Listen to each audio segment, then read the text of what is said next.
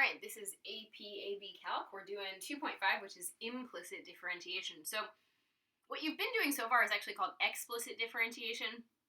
What you're going to find when we do this is it's not really that different of a concept. Basically, the short skip to the end synopsis is that when you either cannot or should not solve for y, or whatever your dependent variable is, but in this case we're going to say y, then you use what we call implicit differentiation, which is basically just the chain rule to differentiate the y stuff. So let's review what we already know a little bit. So we've learned two derivative notations.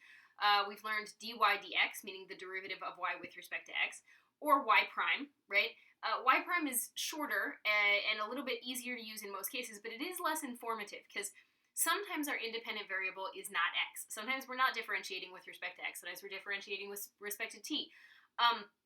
So y prime by itself is less informative. Now, maybe I have y prime of x. That would be more informative. Or y prime of t, which would tell me I'm differentiating with respect to t. So you could find ways to make the prime notation more informative. What you're going to find is that as we do this implicit differentiation in 2.5, and as we do related rates in 2.6, you're probably going to lean towards this quotient notation, this dy dx kind of notation. Because as we move forward with related rates, we're going to find sometimes we're not differentiating with respect to x, sometimes it's t, sometimes there are many variables involved, and so it's a little bit easier to use this notation. What we're going to do in example 1 is we're going to walk through finding dy dx, finding the derivative of y with respect to x in terms of both x and y using this function right here. So we have y cubed equals, and I shouldn't say it's function actually because it would fail some of the various tests, including the vertical line test, but this expression right here. So y cubed equals x squared plus 8x minus 5. The official notation when I want to differentiate this is to put the dy dx in front of both sides, right?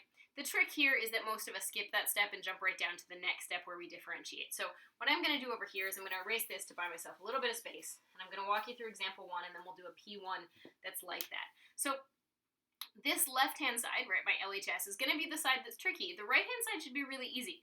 You could differentiate the right-hand side hopefully right now. You know the derivative of x squared plus 8x minus 5 is a 2x plus 8, and then the 5 goes away, right? That part should hopefully be pretty easy. So this is sort of old school for us, hopefully, at this point. This side's a little more complicated. So since I'm differentiating with respect to x, and this guy's not an x, if this guy were an x cubed, my derivative would be 3x squared, and that would be it, and that'd be great. But because he's not an x, this is actually a chain rule. The outside function is stuff cubed. So the derivative of the outside is stuff cubed, so it'll be 3 stuff to the second. But then the inside function is a y, which is not an x. So the derivative of the inside is dy dx, or y prime, but I'm going to suggest that you probably lean on using that dy dx notation. So again, what's happened here is because I'm differentiating y with respect to x, whenever I differentiate the y, I need a dy dx. Because there's a y cubed, that's a chain rule, because the y is inside some other function, in this case, stuff cubed, right? So what's going to happen is if I bring this guy up here, I'm going to end up with 3y squared dy dx equals 2x plus 8, and this is what I was asked to solve for, meaning everything else is basically going to behave like a number. So I'm going to divide that 3y squared over, and I'm going to get that my dy dx is a 2x plus 8 on top of a 3y squared. Right? I'm just solving for dy dx. I'm allowed to have it in terms of both x's and y's, so that's the whole deal. So what we're going to do now is I'm going to erase this example 1, and I'm going to give you a similar, so we'll call this P1. We'll do the same thing here, right? I'll give you a P1 to try, and then we'll keep moving forward. So for P1, let's do the square root of y equals 5x cubed plus 4x squared minus 3. Cool. So you're going to find dy dx in terms of x and y. It should be similar to the one that you just saw. Maybe a little harder because I gave you a square root, but you'll survive. So if you want to do it on your own, pause me, and I'm going to go ahead and do it now. So the trick to remember is that this is actually the same as a y to the 1/2, right? If that helps you, and if you need this notation, if you need the step where you do this, that's great. Honestly, I don't usually write this step. So if I were doing this for my own benefit, I would just differentiate pretty much from right here, right? So this is going to become a 1/2 y to the negative 1/2. Sorry, that's not the number I wrote at all.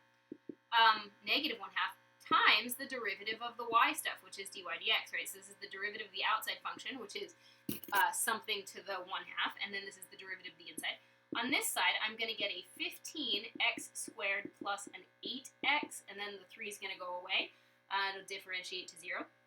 So essentially what happens if I bring this up here is I get a 1 over 2 root y times my dy dx equals a 15x squared plus an 8x.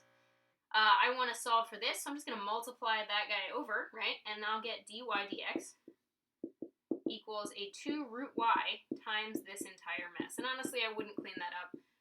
You were asked to write this in terms of x and y, which just means solve for that dy dx, which you did. So that's sort of the basic gist of how implicit differentiation works. And we're just going to do slightly harder examples as we move forward. We're going to talk about what happens if we see some product rules or other things of that sort. So let's walk through some examples.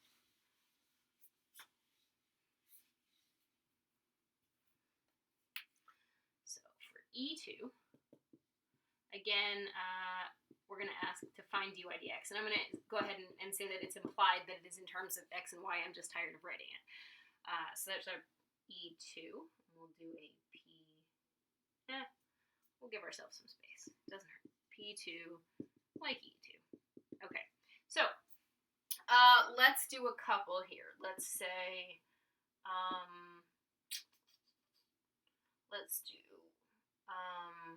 y squared plus 3x equals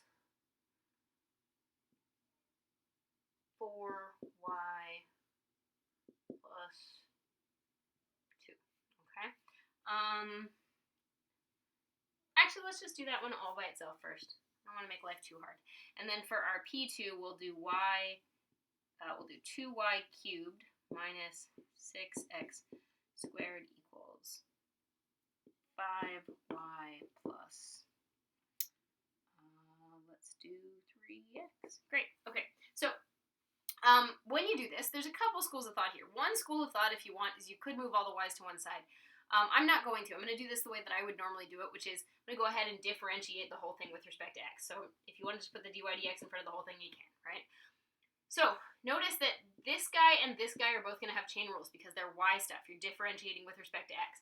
So when I differentiate the y squared, it's going to be 2y to the first, which you can just write as 2y, times the dy dx. Because again, it's automatically a chain because I'm differentiating y stuff with respect to x.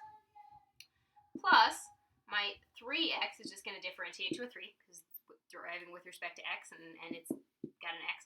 My 4y is going to be derivative of 4 something to the first is just that 4, but then I need the dy dx because I just derived some y stuff, right? And then the 2 is going to derive way to 0, so I can go ahead and write that. So what I want to do after I've done this is I want to move all my dy dx's to the same side. It doesn't actually matter which side. Now, I usually move my dy dx's to the left-hand side. I have no good reason for that, but I tend to do it. Here, that does not make a lot of sense because I want to get all the dy dx's to one side, and there's already one over here, so why not move them all to this side? So I'm going to go ahead and subtract this 2y dy dx over. I'm going to subtract this 2y dy dx over. Again, remember, this is the variable you're solving for, so everybody else is just behaving like a number. So I'm going to get 3 equals a 4 dy dx minus a 2y dy dx. And then I'm going to take out a GCF of that dy dx. So my 3 is going to be dy dx, which is the thing I want to solve for, times the quantity 4 minus 2y. And I should actually clarify, I didn't actually take out the GCF because there's a 2 there. I took out a common factor, which is a dy dx. And then I'm going to divide this guy over, and that'll let me solve for dy dx. So when I do that, I'm going to get that my final answer is 3 over 4 minus 2y as my dy dx. Now, had you gone the other direction, because I had mentioned earlier that I tend to put my dy dx's on the left, if you'd gone the other direction, you'll get exactly the same answer, but with all of the opposite signs. So if you had moved everything over so that the dy dx ended up on the left, you would have ended up with a negative 3 and a 2y minus 4. All of the signs would have ended up being reversed. Both of those are completely correct answers.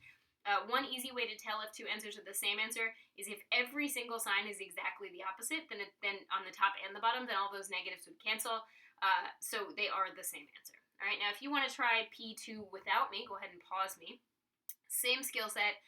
Again, your answer is going to vary slightly depending on which side you move your dy dx to. All right, so I'm going to go ahead and do it. Again, if you don't want to write this step where you put the dy dx, you don't have to, right? That means differentiate this whole thing with respect to x, okay? So I put the d dx at the front. I think I just said dy dx a second ago. You can ignore that. All right, so when I differentiate, this is going to be another chain rule, right? Because it's y stuff. So I bring the 3 down to get 6y squared, but I just differentiated y stuff, so there's my chain, right? Minus the derivative of 6x squared is going to be a 12x to the first, equals, now the y stuff's going to have a dy dx, right, because it's a chain rule, so I derive my 5 something to the first and just get 5, but then I need a dy dx for the chain, right? And then this will be a plus 3. So again, you have a choice. You can move your dy dx's to either side. Here there are some dy dx's on both sides, and there are some non-dy dx's on both sides, so I'm just going to move this guy over here by subtracting him, and I'm going to move the 12x over. So I'm going to get 6y squared dy dx minus 5 dy dx, right? It's a minus now because I subtracted to get that 5 dy dx over, equals, I add the 12x over, plus 3, right? Now I'm going to take out that factor of dy dx because that's the thing I'm trying to solve for, and I'm left with 6y squared minus 5 equals a 12x plus 3. When I divide by that to get my answer, I get dy dx equals 12x plus 3 over 6y squared minus 5. Okay? Now that's the answer I probably would have gotten if you had moved everything to the opposite sides. You're going to get exactly the opposite sign. So you get a negative 12x minus a 3. You're going to get a negative 6y squared plus a 5. So exactly the opposite signs if you move everything to the other sides. Either answer is completely correct. The other option is you could have just factored, like you could factor a negative out of the top and bottom and they'd cancel and you get the same answer. It doesn't matter either way you do it. All right, so we're going to call that our first video on implicit differentiation, and we'll go ahead and do progressively harder examples as we move forward. Again, this is a skill that you're going to need a decent amount in calculus, and it's definitely going to come up in our next section, which is 2.6 and related rates.